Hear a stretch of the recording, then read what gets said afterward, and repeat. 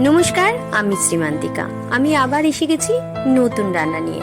তবে এটাকে রান্না বলাও যাবে না, আবার রান্না না করলেও এটা তৈরি হবে না। তো আমি আজকে দেখাবো, এখন পাকা আমের সিজন, পাকা আম দিয়ে দেখাবো আম ক্ষীর দই। তো আম ক্ষীর দই বানাতে কি কি উপকরণ লাগে একটু দেখে নিই। তার আগে দেখতে দেখতে আমার চ্যানেলটাকে সাবস্ক্রাইব, লাইক, শেয়ার করতে ভুলবেন না। তো চলুন দেখে নিই কি কি উপকরণ নিয়েছি। সঙ্গে থাকুন, দেখতে থাকুন আম ক্ষীর দই কিভাবে বানাই। আমি এখানে নিয়ে নিয়েছি হাফ লিটারের মতো আমুল দুধ, আর নিয়ে নিয়েছি পাকা পাকা দুটো আম, আর নিয়েছি চিনি। এখন আমি প্রথমে ইন্ডাকশন ওভেনটা জ্বালিয়ে কড়াটা বসিয়ে দেব। কড়া বসিয়ে দিয়েছি। এখন প্রথমে এর মধ্যে দিয়ে দেবো সামান্য একটু জল, কাঁচা জল, যাতে দুধটা কড়ায় ধরে না যায়। তো অল্প করে জল দিয়ে দিলাম। এবার পুরো দুধটা এখানে ঢেলে দেব।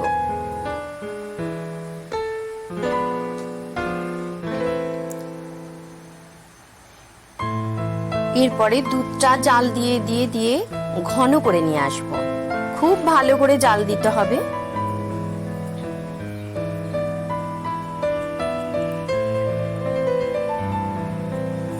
ভালো করে আস্তে আস্তে করে নাড়িয়ে নাড়িয়ে জাল দিতে হবে, যাতে না দুধটা কড়ার মধ্যে ধরে নেয়।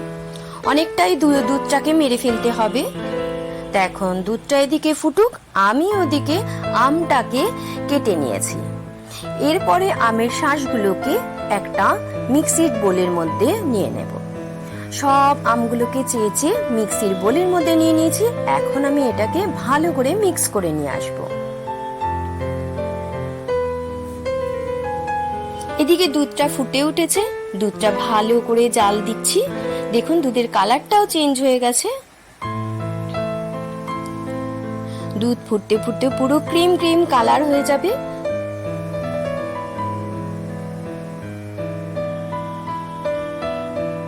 অনেকটা দুধটা মরে এসছে। দেখুন পুরো ক্ষীর ক্ষীর মতো সাইডে লেগে যাচ্ছে। এখন ভালো করে অনবরত নাড়া দিতে হবে। এদিকে আমি মিক্সিতে আমটাকে ভালো করে মিক্স করে নিয়ে চলে এসেছি। এবার আমি আমটাকে একটা ছাঁকনি দিয়ে ছেঁকে নেব।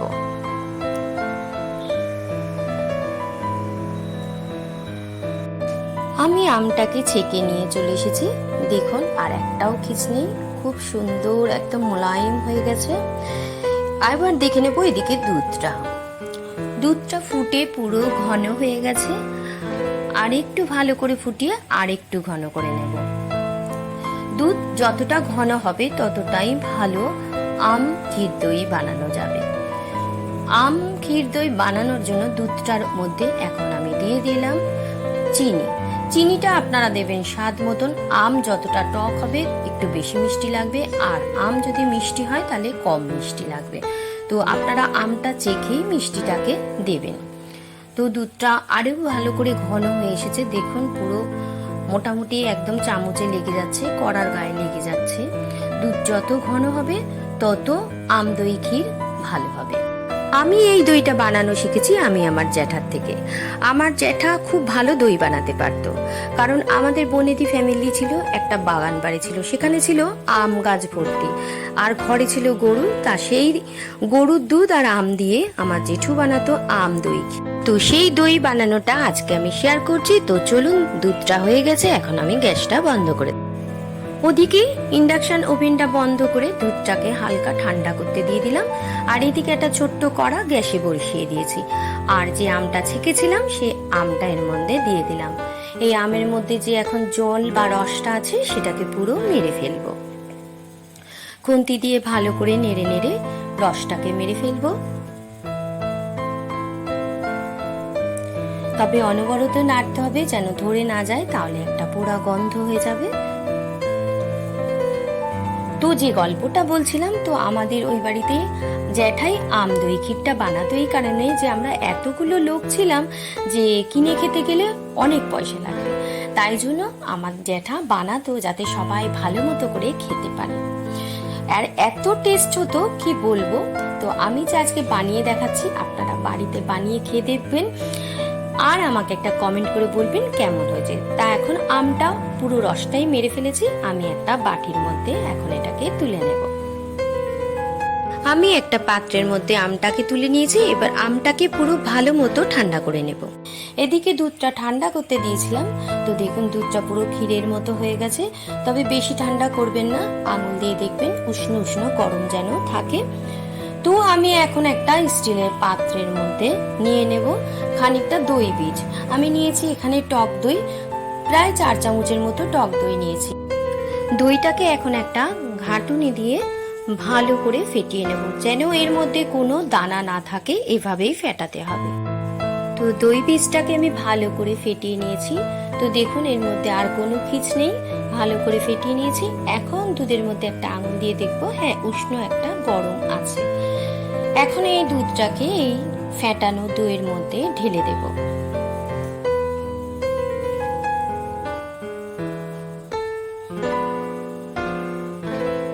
ঢেলে দেওয়ার পরে ভালো করে এটাকে আবার ঘাঁটুনি দিয়ে ভালো করে মিক্সড করে নেব। দেখুন ভালো করে মিক্সড করে নিয়েছি, একটু কোথাও খিচ নেই। যতটা ভালো করে ফেটানো যাবে ততটাই ভালো করে মেশালে তত ভালো দইটা ভালো বসবে। এরপরে আমি দিয়ে দেব যে আমটাকে জল মেরে রেখেছিলাম, সেই আমটা এখন এর মধ্যে দিয়ে দেব। আমি ভালো করে ফেটানো দেখাতে পাচ্ছি না, আমার এক হাতে ক্যামেরা আর এক হাতে আমি এই দুধের জায়গাটা নিয়েছি। তো আমি ভালো করে ফেটিয়ে নিয়ে আবার ফিরে আসছি।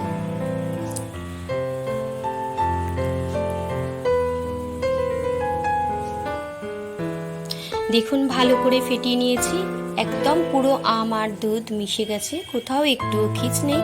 এখন এর মধ্যে দিয়ে দেব সামান্য ফুড কালার, যাতে যেটা আম দই কালারটা দেখলে মনে হয়। এটা আপনারা দিলে দিতেও পারেন, আবার না দিলেও পারেন। দেখুন ভালো করে মেশানোর পরে কি সুন্দর একটা কালার হয়েছে। এবার আমি 4 থেকে 5টা প্লাস্টিকের কাপ নিয়ে নিয়েছি। আপনারা এটা ভাঁড়েও পাততে পারেন, তো যেখানেই পাতবেন এরম ভালো মতোই জমবে। তো এই কাপগুলোর মধ্যে এখন আমি চামচে করে করে পুরো কাপগুলোকে ভর্তি করে দেব। একটা খুব সুন্দর গন্ধ বেরিয়ে গেছে, ইয়ামি ইয়ামি টেস্টি টেস্টি, মনে হচ্ছে কতক্ষণে দইটা জমবে আর খাবো। তো আমি এইভাবে 5 থেকে 6টা কাপ পুরো ভর্তি করে নেব।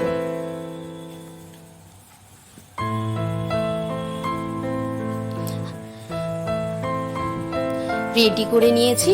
এখানে 4টে কাপ দেখালাম, আরো 2টো কাপ আমি ভরে নিয়েছি, ছোট জায়গা বলে এখানে রাখতে পারলাম না।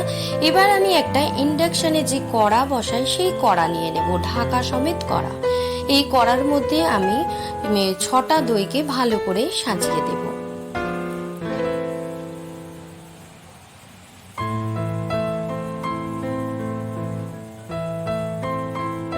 একটু সরিয়ে সরিয়ে পুরো 6টা দইকে আমি বসিয়ে দেব।